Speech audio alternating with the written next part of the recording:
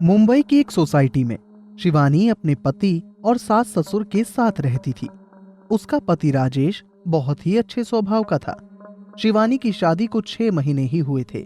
अचानक कुछ अर्जेंट काम आने की वजह से राजेश ऑफिस के काम से नासिक चला जाता है। शिवानी के सास ससुर शिवानी से बहुत बुरा व्यवहार करते थे। सुबह का वक्त शिवानी के सास ससुर सोफे पर बैठे हैं। शिवानी की सास: मुझे क्या सूझी जो मैं इसे बहू बनाकर घर लेकर आ गई।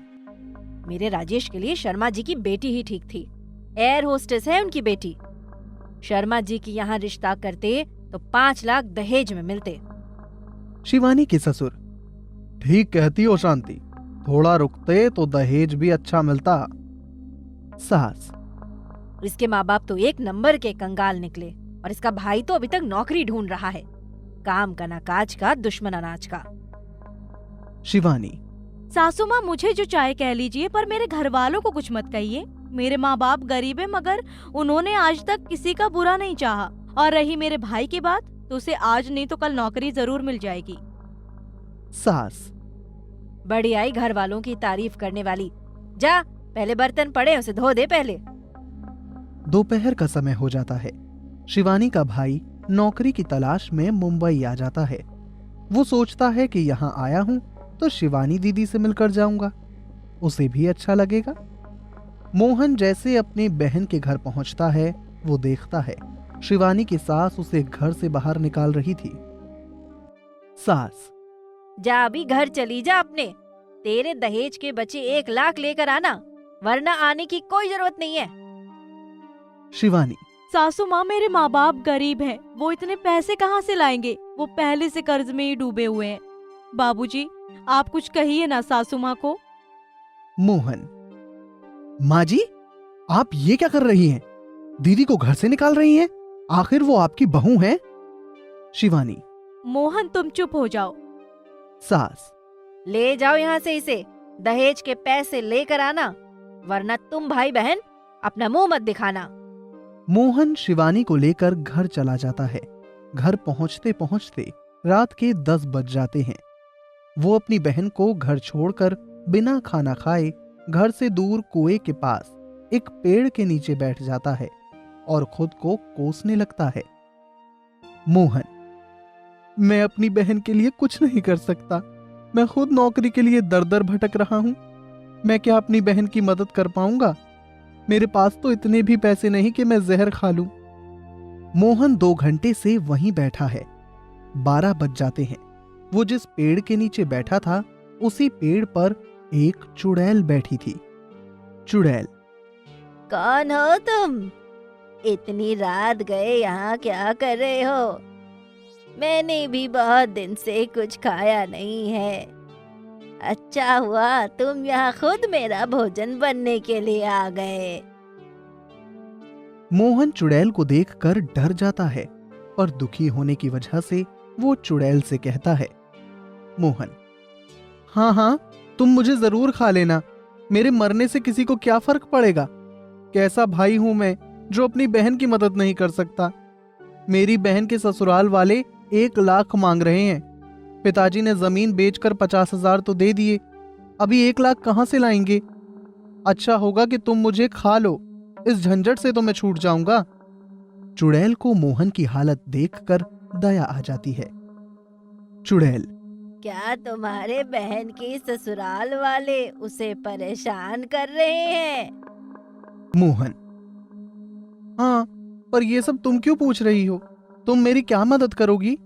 चुड़ैल: मेरी भी सास ने मुझे ऐसे ही परेशान किया था। मेरी सास ने मुझे इसी कुएं में धकेल दिया था। तब मैं मरकर चुड़ैल बन गई और इस पेड़ पर रहने लगी। मैंने मेरी सास को मारकर मेरा बदला ले लिया है। अब तुम्हारे बहन के सास ससुर की बारी है। मैं उनको इतना परेशान करूंगी कि वह दहेज मांगना तो दूर की बात है, अपने बेटे से खर्चे के लिए पैसे मांगने से भी डरने लगेंगे और तुम्हारी बहन को वापस घर बुला लेंगे। तुम मुझे सिर्फ उनका पता बता दो।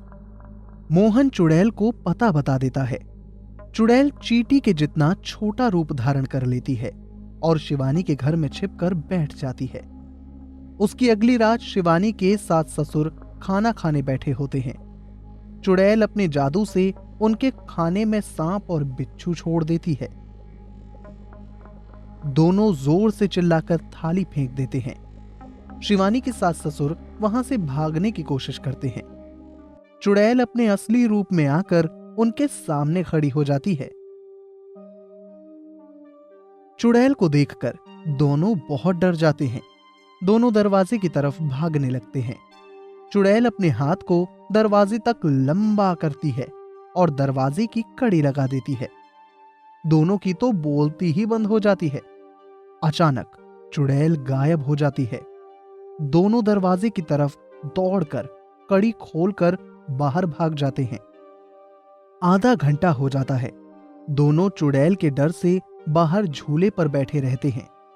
एकाएक चुड़ैल उनके सामने प्रकट हो जाती है। इस बार चुड़ैल ने अपना सर काटकर हाथ में पकड़ा होता है। दोनों ये दृश्य देखकर बेहोश हो जाते हैं।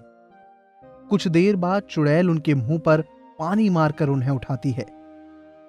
चुड़ैल, तुम अब मुझसे बच नहीं सकते। बोलो, तुम्हारी आखिरी ख्वाहिश क्या है? मैं आज तुम्हारी मौत बनकर यहाँ आई हूँ। सास, चुड़ैल, तुम क्यों हमारे पीछे पड़ी हो? हमने तुम्हारा क्या बिगाड़ा है? ससुर, हमसे कोई गलती हुई हो तो हमें बता दो, हम माफी मांग लेंगे।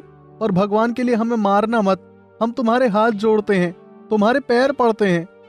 चुड़ैल, मैं एक शर्त पर तुम्हें छोड़ सकती हूँ। सास, हाँ हाँ, बताओ बताओ, हमें हर शर्त मंजूर है। ससुर, हमें बख्श दो, तुम जो कहोगे हम सब करेंगे। चुड़ैल, शिवानी को घर बुला लो। उससे जो 1 लाख की मांग कर रहे हो वो कभी मत करना। और जो पहले 50,000 लिए हैं वो भी वापस कर देना, वरना तुम लोगों को अभी कच्चा खा जाऊंगी।